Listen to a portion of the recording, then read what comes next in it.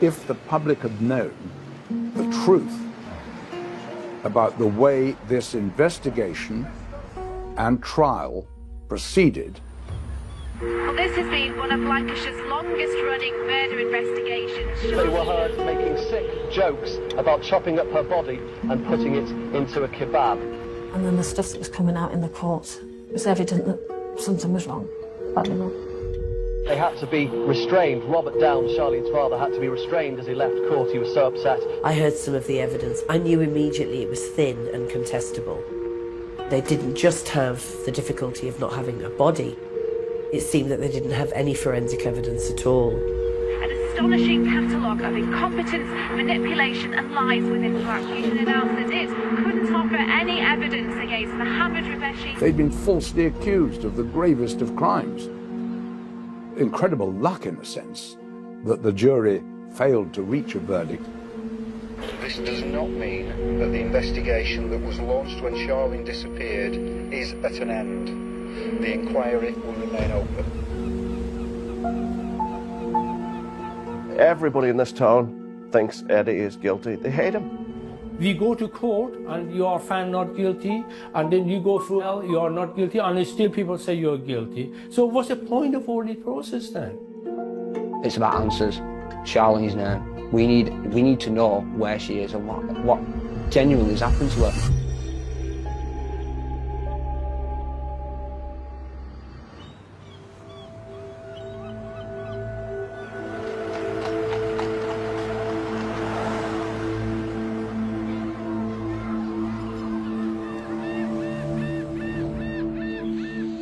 Charlene's story is featured in a national magazine. 15 years ago today, teenager Charlene Downs disappeared from her home in Blackpool exactly 15 years ago. She was 14. Karen's next. They've done many interviews over the last 15 years. I will never be the same again. And I never want any other family to go through what we've been through. Writing the book and putting your account, has it helped you at all? Yes, it's helped me. Yes, and it's helped me get the point across about grooming gangs, because I'm very, very strong about getting the word out to parents. What do you think did happen? I don't know. I live in hope that she's still alive. I mean, I don't think she is, but I just try and live each day as it comes in the hope that one day she'll come back.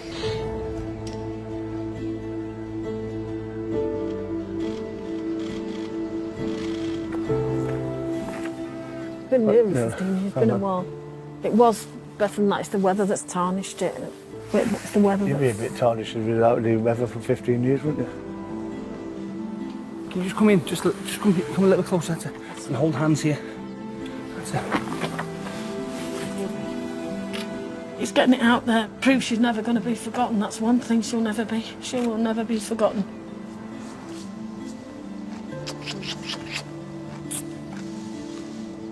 God bless my darling. See you again.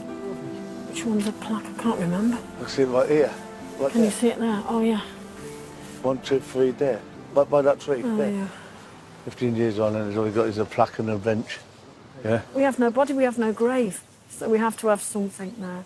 Grieve on and for us to, remember her by.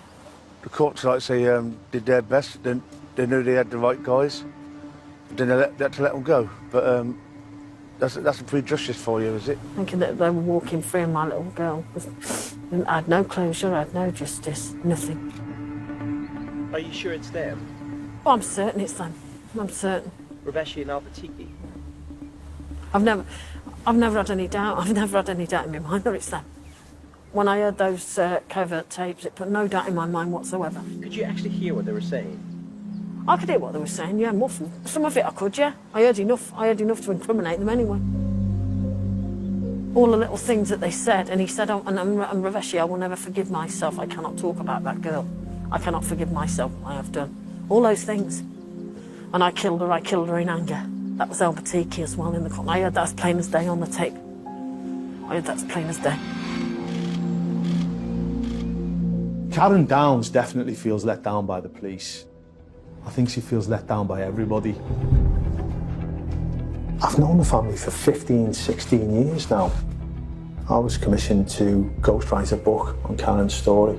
I know what I heard on that tape. And he called back and said, no, you see. This is one of the strangest and most bizarre stories I've ever been involved with. The idea of what happened to Charlene, it fascinates me, and it troubles me, and it haunts me. Thanks to you, my daughter will never get justice, you fucking bitch. I have you sleep at It's night. easy to judge Karen Downs. She ticks a lot of boxes. She's a poor, white, working-class mother. It's not going to take place. I was absolutely gutted. You've let them two evil bastards. When I first met her, she was genuinely worried and scared and frightened. You took evidence of difficulties, blah, blah, blah. Hello, Joe Cusack. Are you the guy that's writing the book about Charlene Downs? Oh, yeah. I've got some information for you. But if you do, I don't want to be identified. Okay, bye.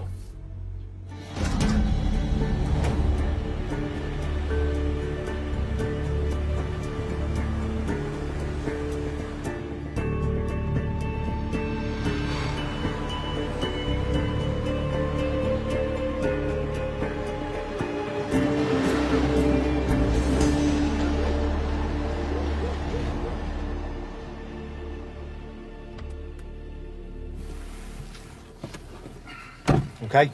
Yeah. Does feel a bit strange, out in the middle of nowhere, in a car park in the dark.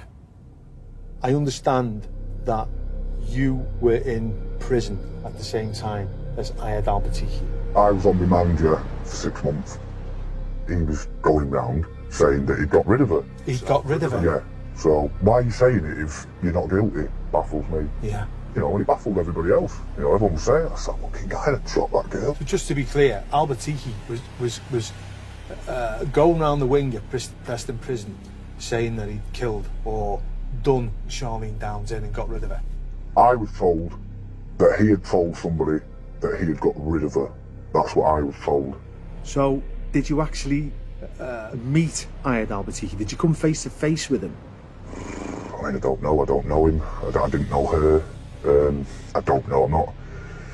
I could walk past him in the street, I wouldn't recognise him. Is it a myth? Is it, you know, did he dismember her? Did he put her in kebab meat? Or is it all a myth? Like, you know, I don't know. Do you believe that? No.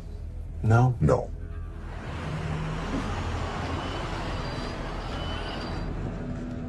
It may sound cynical, but I've heard stories like this ever since I started following this case.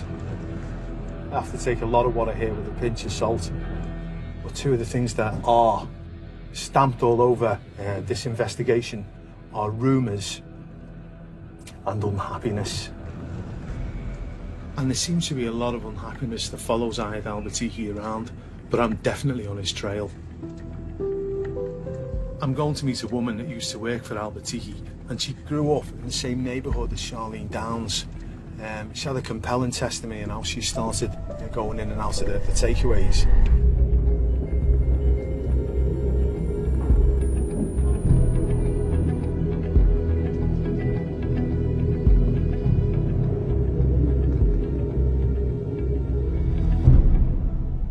I did used to work for Ayad.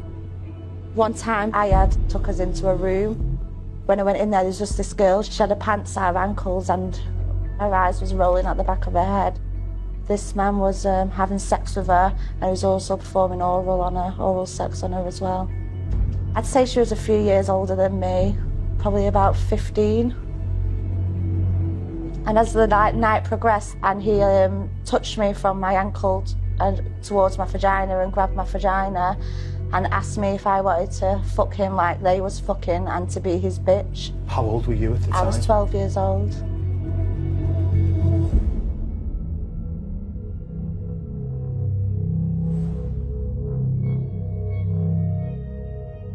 I definitely think that Ayad Al-Batihi has a lot of skeletons in his cupboard, some questions to answer. I'll bet that one day those questions will catch up with him. Mohammed Raveshi is a different kettle of fish. Come on. It's very rare that you hear anything untoward about his behaviour. However, one young woman will give us very engaging and believable testimony about Mohammed Raveshi. Come on, Emma. Come in the sun. Come in the sun is better because otherwise it would be dark. Oh, come on, please. Do you remember all this, Reyes? Yeah, I remember, yeah. This, that little girl, it was her birthday. Me and the little one's mother and the younger sister, Emma, we are just making her day special, really. Yeah, something like that. A video? Is that you? Was that the video we had? Sorry? Is that the video? Yeah. And That's the video. He videoed me. It is. Back garden in that house. Picking apples off the tree and we were dancing about. Okay, grooving. Look, Emma's dancing. I remember being at that back garden. I was about 13, 14. It's hard. Some of the girls tell us that police made them say things that weren't true. Did the police put pressure on you?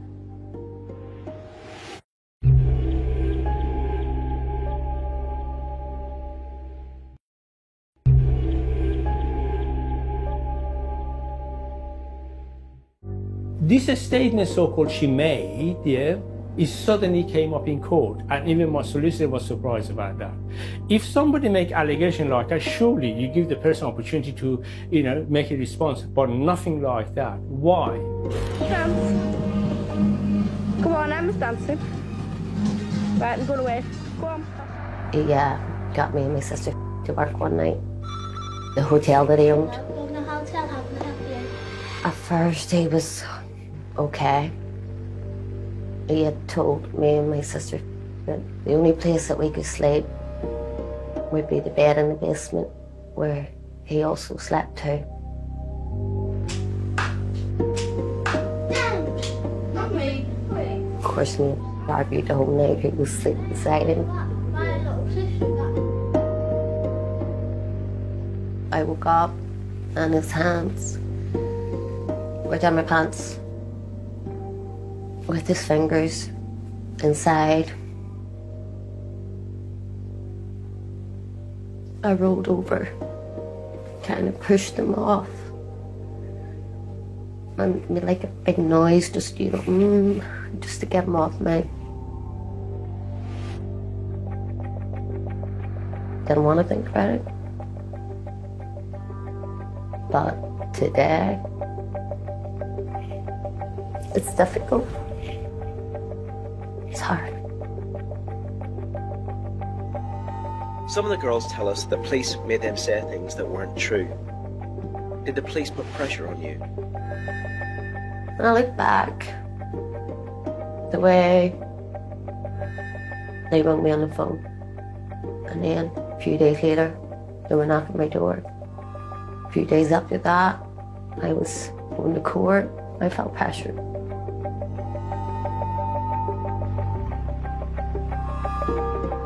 The police said I had to. I had no choice. But I thought I was doing the right thing for Charlene's family. How can you, 4 of you sleep in one bed? It's not possible. Her sister was with me at the time. How can you do something like that, in front of her sister? Her sister said, this is not the case. That's why they never interviewed me, they never put it to me at all. I swear I'll never change, ever. Word for word. You'll just hear the same story in 15 years to come. You okay? Sorry.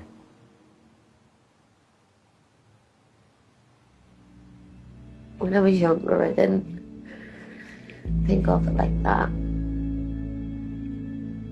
But now I'm older, and I have my own little girl. It's scary.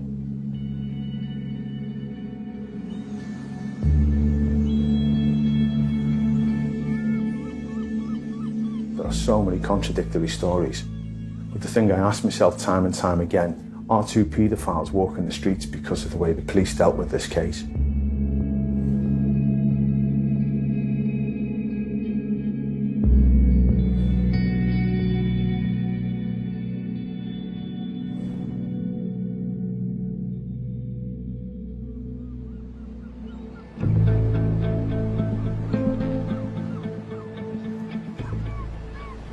organised grooming of children for sex, with 13 men jailed for grooming girls in Bristol just last week.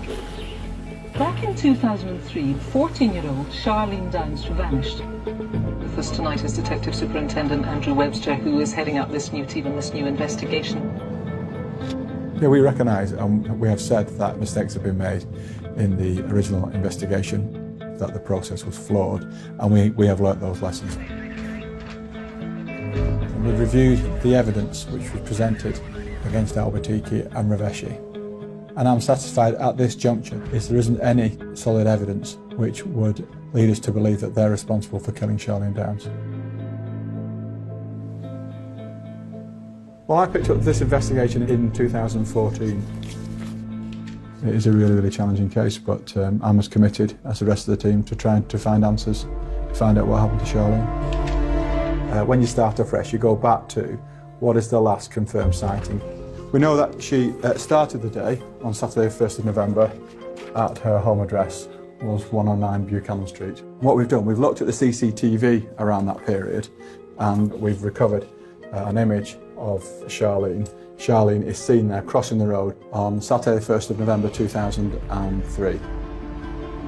Charlene was last seen alive and well with her sister. On the day Charlene went missing, we know that she met an elderly white male outside Mecca Bingo in Blackpool, where she was given a sum in the region of £70.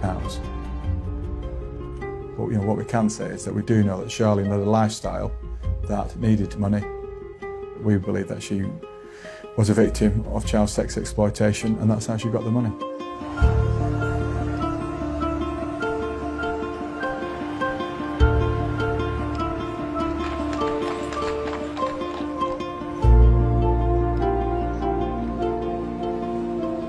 I need to let people know that she wasn't this person that everyone perceives. She wasn't a prostitute.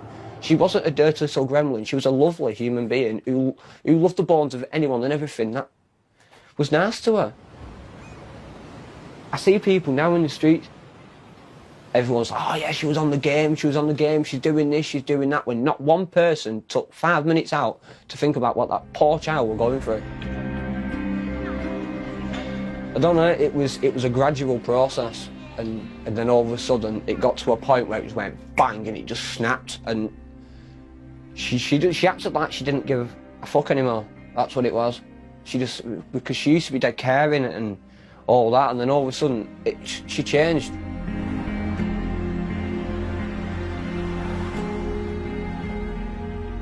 That's the house where Charlene went missing in. The first bedroom, the one without the curtains on, that was Robert's bedroom. The next one was Charlene's. I used to stay in Robert's room, and then halfway through the night I'd catch a Charlene next to me at the bottom of Robert's bed. At the time, I just thought, you miss me, old best mate? But now when you think about it, why don't you stay in your own bed? Why do you think she came into you? I don't know, maybe she was scared, or it's one of them, innit? We'll never know, will we?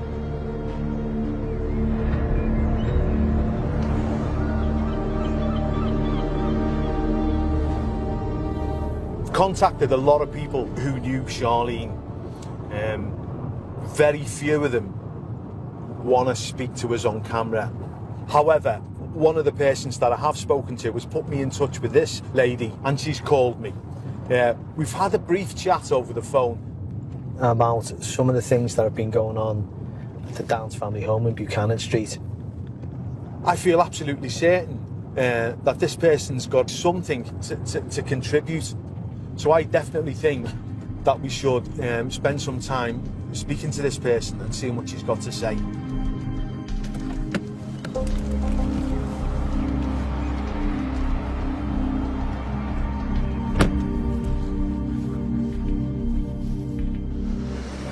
I know this isn't an easy thing for you, but yeah, thank you so much.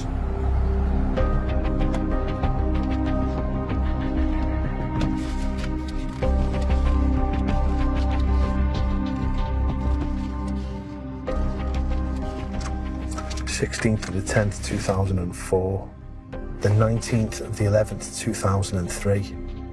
I've always been a huge defender of the Downs family, but what I'm reading here is it's indefensible. It's really quite damning. It makes for difficult reading. It says here in these reports that there was a man, a friend of Bob Downs apparently, who was staying at the Downs home at the time, and that he'd made sexual advances towards Charlene. Jesus.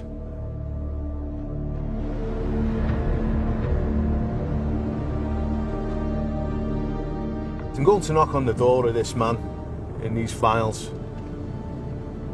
I want to see what he's got to say. I want to know what happened between him and Charlene Downs. And if that means knocking up a paedophile in his grotty little hellhole, well then that's fine by me. Let's see what he's got to say. Right, let's do this. Okay.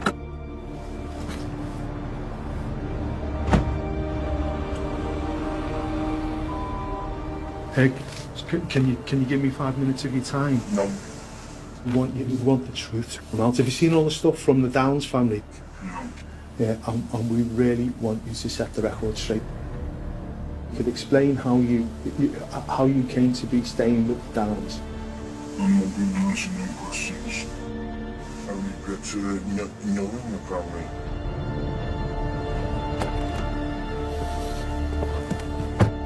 Bollocks.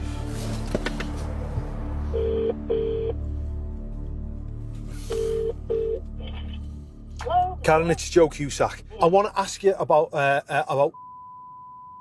AKA. Yes, okay.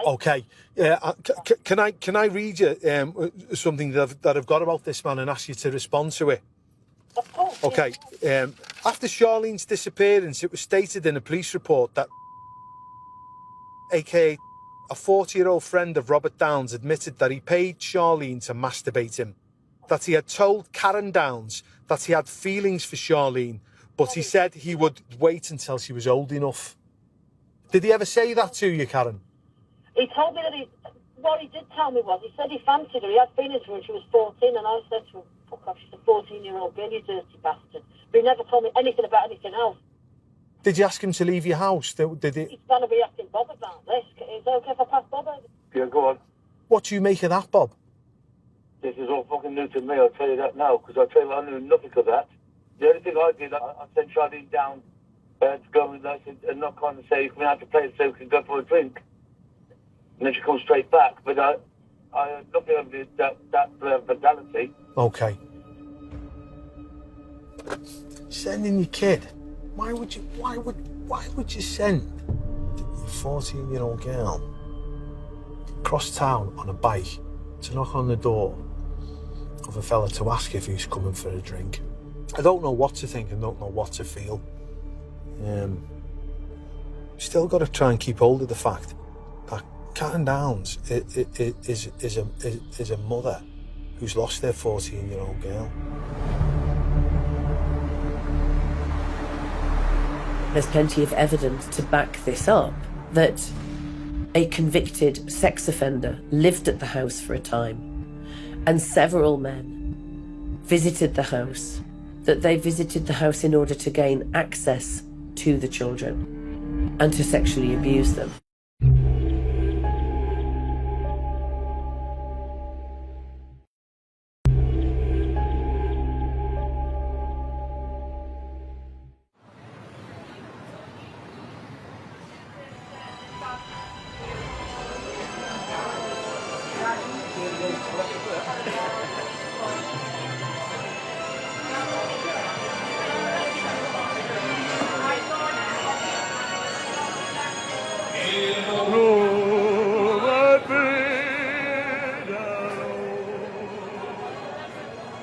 Charlene's father is a heavy drinker. There's been umpteen times when he's come back and he's punched things, he's threatened Karen. I've witnessed it on first hand. And Karen puts up with all the abuse when he comes back. And he's just horrible when he's had a few too many. I'm quite soft as a parent, and I'd just give in to them for a quiet life, whereas Bob wouldn't. He's stricter than me as a parent, a lot stricter than me. He'd shout a lot at them. He used to think, well, my voice is enough, and if his voice wasn't enough, he'd smack them on the legs. It wasn't just the legs he had, though, Karen, was it? No, he'd grab hold of them and throw them up drag them up into the bedroom, put them in the bedroom. I didn't like it. I didn't like it. I'd leave them alone, leave them alone. Don't do that, please don't do that. Quite forceful into the bedroom. Get in your fucking bedroom and behave yourselves. Excuse my language. I heard this story too many times from people who seemed to care about what happened to Charlene. That there was a lot of violence going on in that household, and not just from outsiders, that Bob brought in from the pub.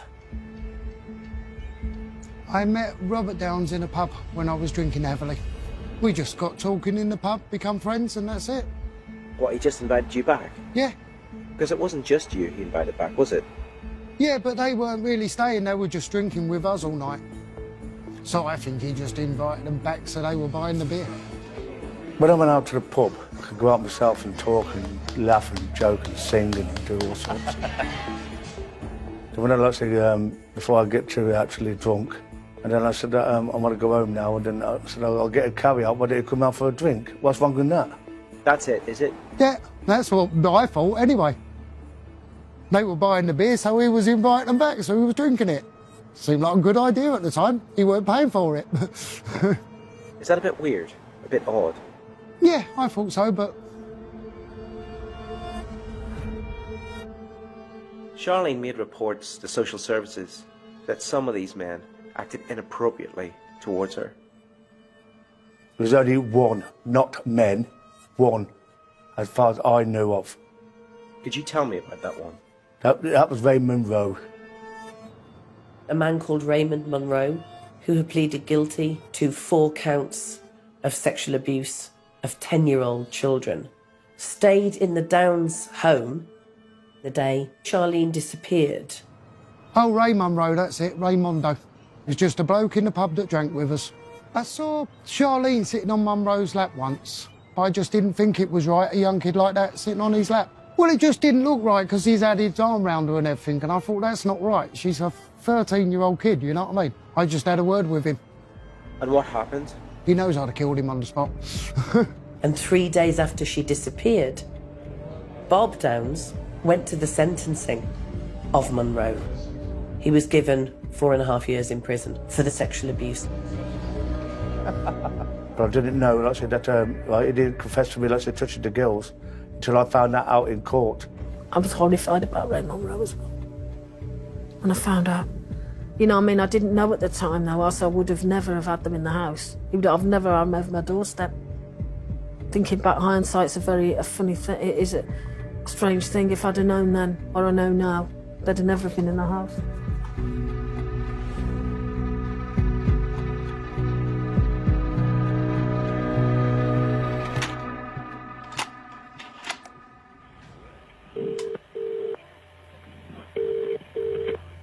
Were you honest with the police the whole time? Of course. Were there some things you just didn't want to tell the police? Such as? Like? Is there anything you didn't want to tell them? No, I was perfectly honest with the police.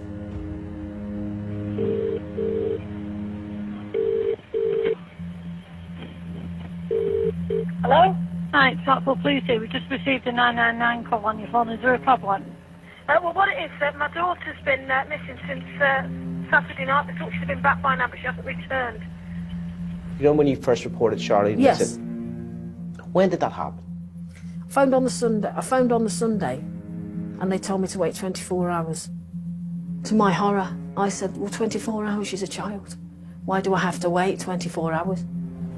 She's been missing since when? Saturday evening, about 8 o'clock.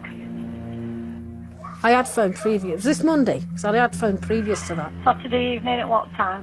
It was roughly about 8 o'clock. She came down, because I work, you see, she came down to see me at work. And she said, oh, I'll see you later, Mum. She went up for the phone, and I've not seen her since. How old is she? 14. How come you've not reported her till now when she's only 14? Well, we thought she might have come back, you see. I reported her on the Sunday, the bloody liars. We left it to see if she'd come back, you see, but obviously she's not. I know I should have reported it before. What's she called? Charlene. And at first I thought, where's she gone? Of course, like any parent would have done. I thought, where's she gone? So I said, go and phone the police. She said, I can't go and phone the police. I said, yes, you can. Go phone the police. And she ain't come back. Are you at 109 Buchanan now? Yes, I am, yeah. I've got to go out. Sorry, I've got to go out shortly, though. But I'm sorry, your daughter's 14 and you need to stay in so we can take anything from home. Right, okay, we'll get someone to speak to you. We just sat up and sat downstairs with the light on, the door unlocked, and I sat in my chair and I was waiting for her to come back through the door, and she didn't come back through the door.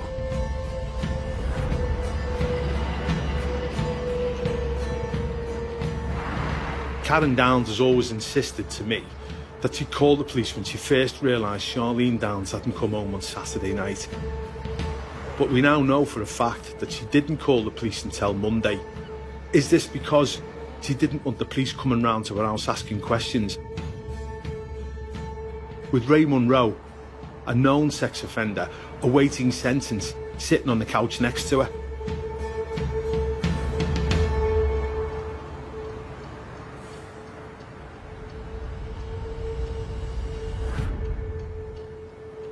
There's always people coming and going. I remember one of her sisters, he had an older boyfriend. She was about 15, 16, and the boyfriend was about 50 or 60.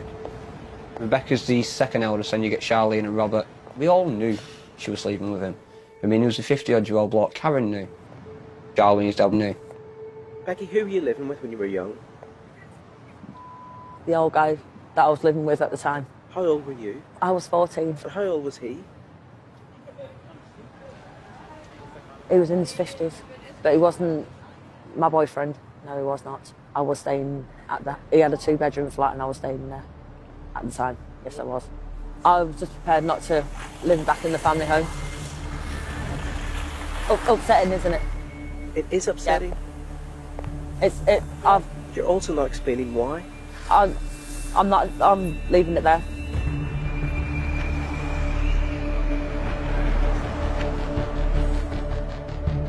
And I remember going into their flat and he was just supplying us with fags and booze, you know. We was only 13, 12 at the time. And he would go, yeah, give us some food, and they'll go in the bedroom to talk. And yeah, that'll be it. And I'd be in the house when this would be going on, so I didn't think of anything about it at that time. I really didn't.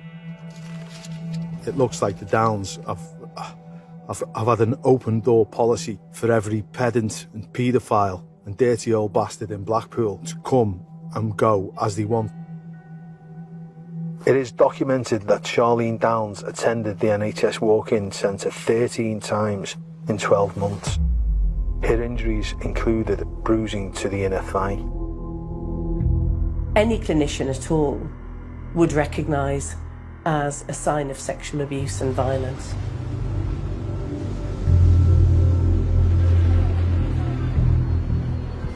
Yeah, I believe she went there, but I believe she had some soreness down below, but she never really said, because my mum took her.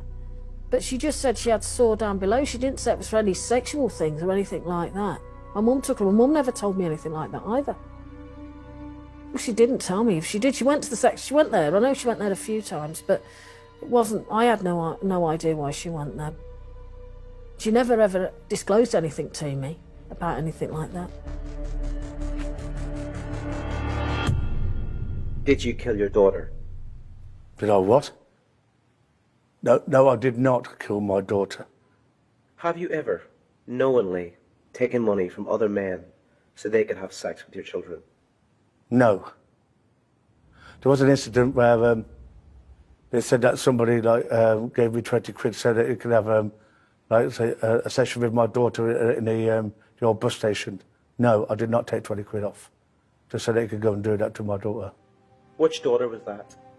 I can't remember now. I think it was Charlene, I think.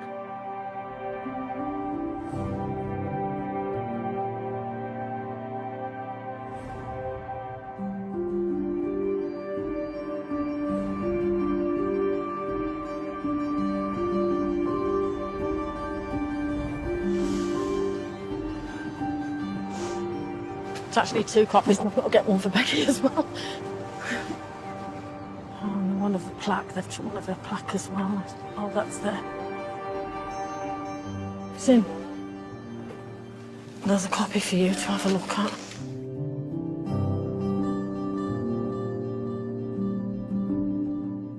If I...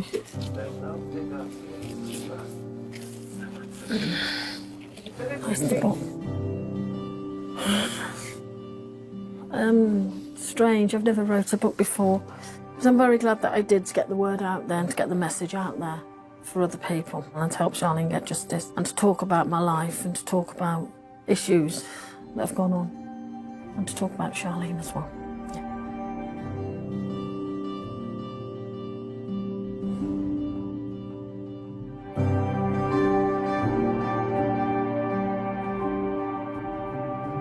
Can I show you the picture of somebody and just ask you if you know him? Just have a think about when you look at his face and just see if you know this guy. Do you know him? Yeah.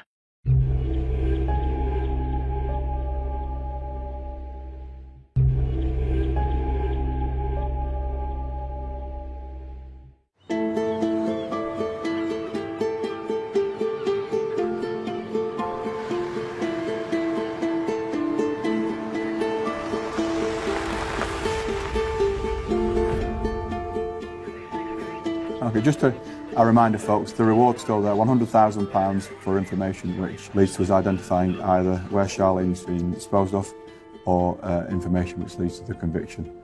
As part of our investigative plan, we've sought to identify all the children who were under 18 on the 1st of November 2003 to trace those and ask them if they knew anything about Charlene or about CSE that was occurring at and around that time. We are currently standing at just short of 700 people who were children who were under 18 back in 2003. We've seen and spoken with about 340 of those. Yeah. Around 50 have identified themselves as in fact being a victim of a sexual offence. Okay. That is circa 2003. There's a couple of messages that have come in the last couple of weeks. One of which was from a girl who knew Charlene Downs, and she went to a premises with her. This girl hadn't been in the inquiry before. The premises wasn't in the inquiry before, so that's a lifeline that we're really pursuing. We're actively going out there, seeing people who we know were associated to Charlene in 2003.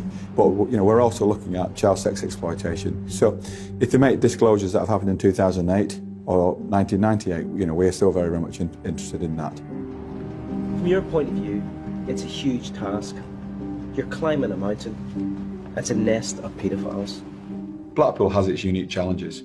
It's a seaside town which has a transient population. We have to work with the budgets which we have, and we will try to provide the best service to victims of crime. If you look at resources, it's always going to be challenging. There's always more demand in terms of work for police officers than there is supply of police officers to do that work.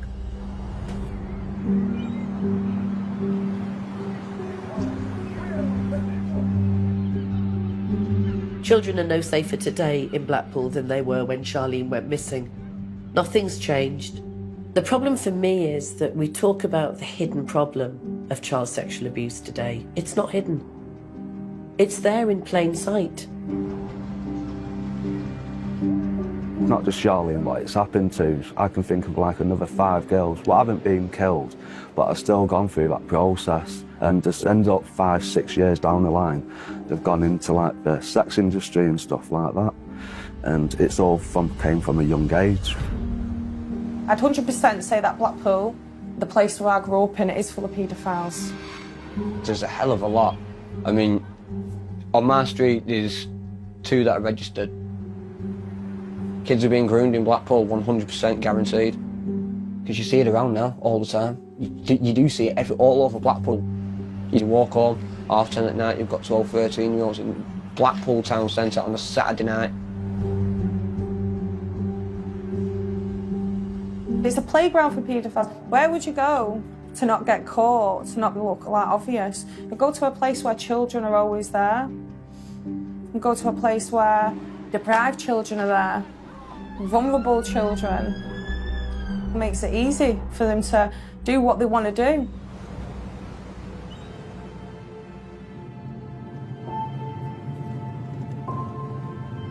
I'm going to see a young lady called Tyne Yates.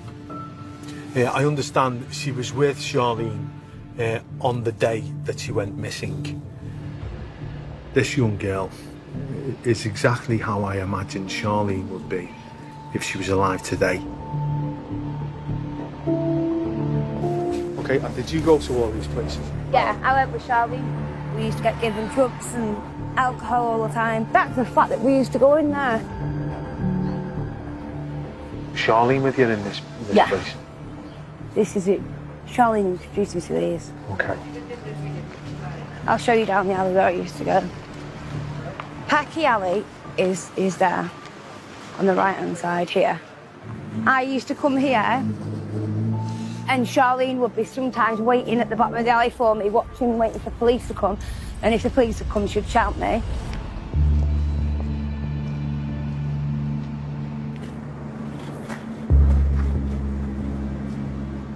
It was like, this was all a window. Yeah. And that was the door we went through. Yeah. And Charlene would stand by the door and I'd do it there. And I'd give her half of the money for making sure I was all right. Charlene weren't here when I lost my virginity in this alley. I was with my mum. And the punter said to her, I don't want you, I want her. My mum said, you can't have her, she's 13, she's my daughter. And he said, I'll give you £250. So my mum got paid £250 and given me £10 for school the next day.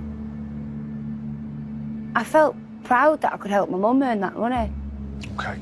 Yeah. I used to cry myself to sleep. I've heard so many stories like Tyne's. Stories of kids having their lives stolen from them. Charlene was just another one of these poor, vulnerable kids that are so easily preyed upon. No one reported her missing until days after she disappeared. That kid didn't stand a chance. If we look at Charlene's very short life, she was abused throughout it by a number of men. We have to ask the question, who is responsible for protecting our children? Who was responsible for protecting Charlene? Her parents?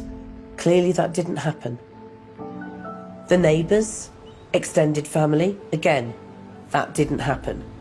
She was let down by social services, by the police. Who was left to protect Charlene? There was nobody. This story keeps me awake at night. It absolutely haunts me. Really sticks in my gut. Somebody out there knows exactly what's happened to Charlene Downs. And I'm determined to be the one that finds them.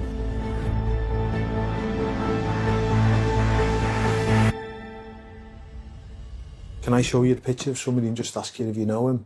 Just have a think about when you look at his face and just see if you know this guy. Do you know him? Yeah. I stayed at his bed and breakfast for about 3 weeks. He used to let me off money. But he's a creep. In what way is he a creep? Always around you and always knocking on your door and at the hotel. Always knocking on your door asking if you want anything. You don't have to pay for tonight. And stuff like that. Did you have sex with him? No. Just I've done oral. This is Nigel Lloyd. He's a 50-something from Godalming in Surrey. He works in the catering industry. He's a chef. He's worked in Scotland, in the Lake District in Wales. He settled in Blackpool. Lloyd was sentenced to 64 months in prison for attacking two 15-year-olds in Blackpool between 2001 and 2003.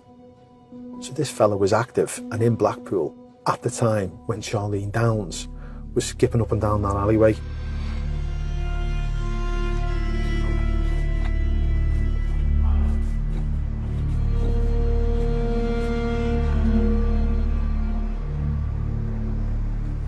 This alleyway is the centre of this whole story. It's really depressing, and I'm sure there's a lot of lost souls down here. On the day that Charlene went missing, she was seen in this alleyway 3 times. 3 times she was up and down this godforsaken hellhole with God knows who doing God knows what. What a daunting place to end your life. For years, the investigation's been geared towards takeaway workers back onto this alley. But on the other side was Nigel Lloyd, who lived in that flat up there with that window overlooking this alleyway. And I think that's where the story lies.